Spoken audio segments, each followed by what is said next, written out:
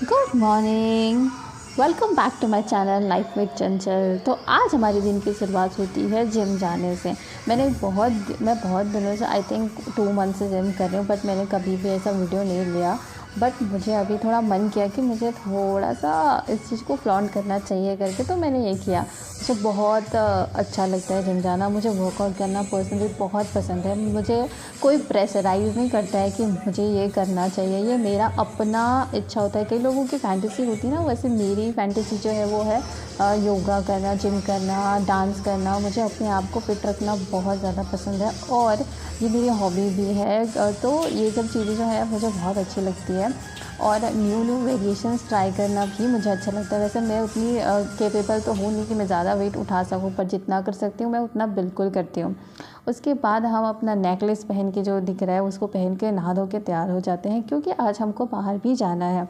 तो बाहर जाने में पूरे रेडी हो गई, मैंने अपना पूरा मेकअप कर लिया। फिर मुझे याद है यार, अब मेरी तो मूंछ ही निकल आई है, उसको भी तो बनाना ज़रूरी है। फिर क्या अच्छा नहीं दिखता। फिर तो मैंने सबसे पहले, फिर उसके बाद ये सब चीज़ करने के बाद एंड बारी आती सबसे टफेस्ट टास्क की। मतलब ये जो टास्क है ना, वो लिटरली हर एक लड़की को जो है टफ़ लगता होगा, क्योंकि लाइनर लगाना जो है वो बहुत ज़्यादा मुश्किल होता है और अपने हाथ से लगाना तो और हमेशा ये होता है कि एक तरफ का मोटा लग जाता है और एक तरफ का जो होता है वो पतला ही लग जाता है। फिर बाद में उसको करेक्ट करते रहो तो एक का पतला एक का मोटा ऐसा होते रहता है। बहुत टाइम लग जाता है उसको करेक्ट करने में। फिर मैंने सोचा कि मैं दुपट्टे को कैसे लगाऊं। शायद मुझे एक तरफ करके लगाना चाहिए कि या दोनों तरफ करके लगाना चाहिए। मैं इस चीज़ में कंफ्यूज थी, तो मैं उसको लगा के देख रही थी कि कौन सी तरफ अच्छा लग रहा है।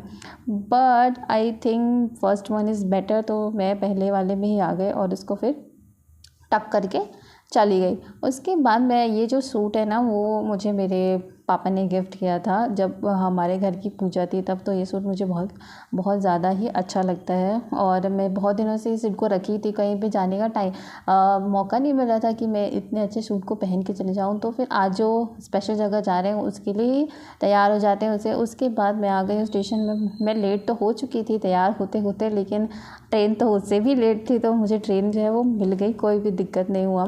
ट्रेन ऑलरेडी लेट थी तो कोई प्रॉब्लम तो हुई नहीं। फिर यहाँ पे बैठ के मैं ट्रेन का इंतज़ार कर रही थी और मैं कुछ खाई पी भी नहीं थी, मुझे बहुत भूख लग रहा था।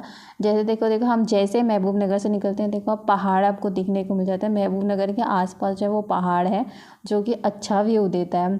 और यहाँ पे मैं बैठ के शूट कर रही थी, तो इधर उधर, वैसे ट्रेन बहुत खाली थी तो शूट करने में कोई भी दिक्कत तो आई नहीं।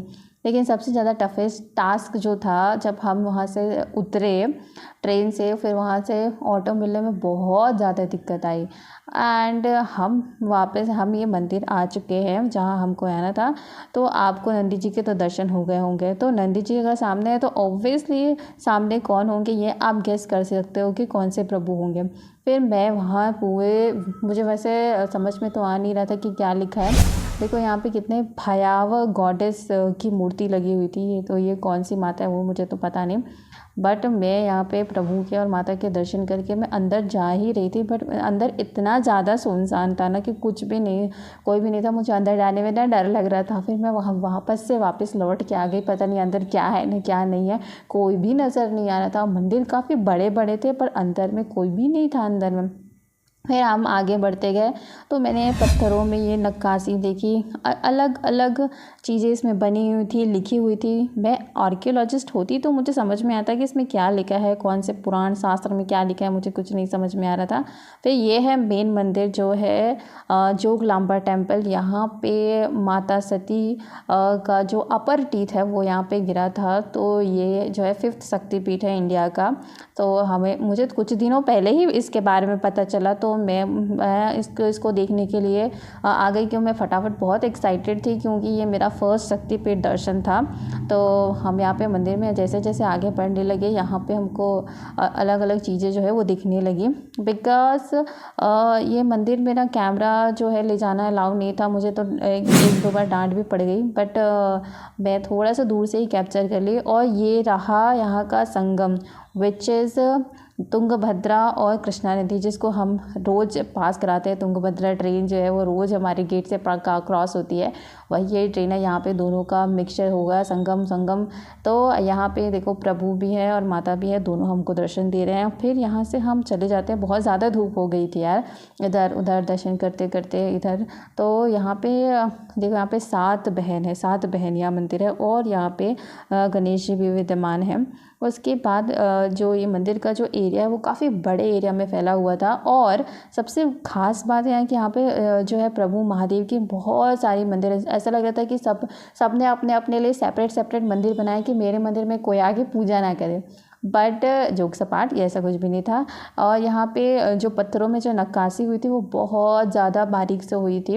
और यहाँ पे जो बहुत ही ज़्यादा पुराने जो म्यूज़ियम में सामान जो रखे रहते हैं, मूर्तियाँ जो रखी हैं वो बहुत ज़्यादा पुराने हैं। उसमें नाम भी लिखा था। और सबसे फेमस जो चीज़ जो था, मैंने देखा एवरी महादेव के टेम्पल में जो है वो जो नाग है उनका चित्र बना हुआ था। वो हर एक मंदिर के ऊपर छत में बना हुआ था। वैसे तो मुझे पूरे लोगों के नाम तो पता नहीं कि क्या क्या लिखा था, बट मूर्तियाँ काफ़ी पुरानी लग रही थी। उसके बाद हम यहाँ पे अपना मील लेने के लिए आ जाते, क्योंकि घूमते घूमते भूख भी तो लगती है। फिर भूख लगी तो पेट पूजा करना भी तो उतना ही इम्पॉर्टेंट है। तो हम यहाँ पे खाना खाने के लिए आ गए, और यहाँ पे खाना जो है बिल्कुल सात्विक था भाई, और अच्छा भी लगा। फिर चलते हैं वापस, क्योंकि हम जहाँ आए हैं हमको वहाँ वापस भी तो जाना है।